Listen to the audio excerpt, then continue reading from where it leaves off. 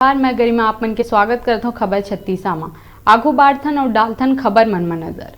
महासमुंद के ग्राम सिरपुर के बात करबो, जहां आयोजित अंतर्राष्ट्रीय बौद्ध महोत्सव में मुख्यमंत्री के आगमन के मद्देनजर सुरक्षा व्यवस्था ला कड़ा करे गई से, जिसमें पुलिस अधीक्षक जिला के सब्बो थाना प्रभारी मन ला संदिग्ध गतिविधि मन में नजर रखे और चेकिंग करे बर निर्देशित करे रही। तबे पुलिस ला अचानक सूचना मिली कि ओडिशा ले महासमुंद के रास्ता में अवैध पैसा ले जाए जावत है।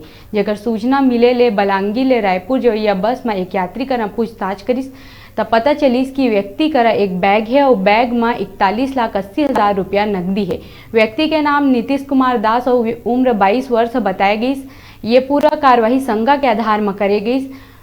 ये पूरा जो कार्यवाही है पुलिस अधीक्षक प्रफुल्ल कुमार ठाकुर के मार्गदर्शन में अतिरिक्त पुलिस अधीक्षक मेघा टेम्बुलकर साहू और अनुभागीय पुलिस अधिकारी अपूर्वा क्षत्रिय के निर्देशन में हुई।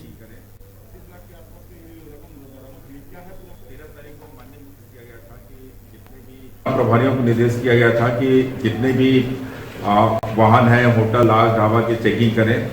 कोई संदिग्ध व्यक्ति मिले तो उस पर कार्रवाई करें। इसी परिक्रम में बसना थाना क्षेत्र में चेकिंग पॉइंट लगी हुई थी। चेकिंग के दौरान पदमपुर तरफ से महिंद्रा ट्रेवल्स की बस जो कि रायपुर की ओर जा रही थी, बस को चेकिंग की गई। बस में चेकिंग के दौरान उसमें बस में बैठा हुआ एक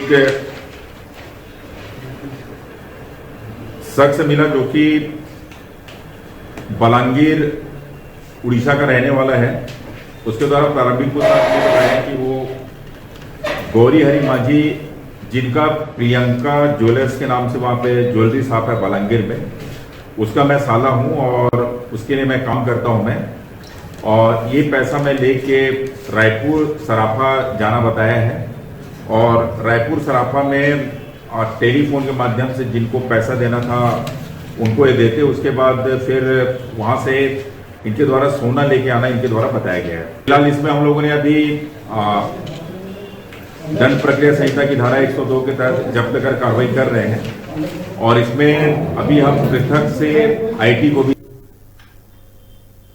तय बेरा रुकथन छोटकन ब्रेक बा। फिर आप मन बने रहो। आप मन के अपन चैनल न्यूज़ 36 लाइव छत्तीसगढ़ के हाल में।